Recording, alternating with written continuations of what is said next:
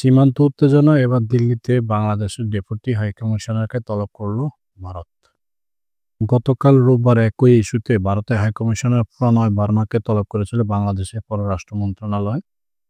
এর একদিন পর বাংলাদেশের ডেপুটি হাইকমিশনারকে তলব করা হলো।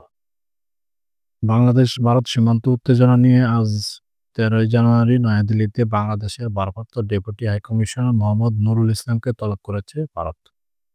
গতকাল রোববার একই ইস্যুতে ভারতের হাইকমিশনার প্রণয় বার্মাকে তলব করেছিল বাংলাদেশের পররাষ্ট্র মন্ত্রণালয়। এর একদিন পরে বাংলাদেশের ডেপুটি হাইকমিশনারকে তলব করা হলো। গতকাল বিকেল ৩টার দিকে মন্ত্রণালয়ে আসেন প্রণয় বার্মা। এরপর বাংলাদেশের পররাষ্ট্র সচিব মোহাম্মদ জসিমউদ্দিন তার কাছে ভারতীয় সীমান্তরক্ষী বাহিনী বিএসএফ এর সাম্প্রতিক কর্মকাণ্ডে বাংলাদেশের সরকারের গভীর উদ্বেগের বিষয়টি তুলে ধরেন।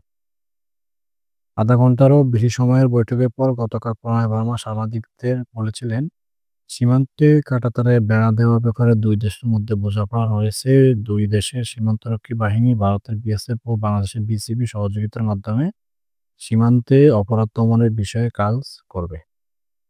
অপরাধমুক্ত সীমান্ত নিশ্চিতে ভারতের অঙ্গীকারের বিষয়ে আলোচনা করেছিলেন হাইকমিশনার। তিনি বলেছিলেন, এতে দুই দেশের সীমান্তে থাকা প্রতিকূলতাগুলো কার্যকরভাবেই সমাধান হবে।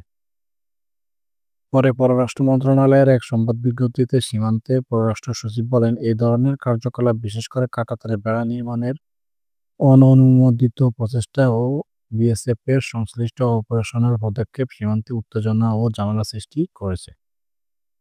যথাযথ অনুমোদন ছাড়াই কাঁটাতারে বেড়া নির্মাণ দুই প্রতিবেশী দেশের মধ্যে সহযোগিতা এবং বন্ধুত্বপূর্ণ সম্পর্কের চেতনাকে ক্ষুণ্ণ করে। তিনি আশা প্রকাশ করেন যে আসন্ন বিজিবি বিএসএফ মহাপরিচালক ডিজি পর্যায়ে আলোচনার বিষয়টি নিয়ে বিস্তারিত আলোচনা করা সম্ভব।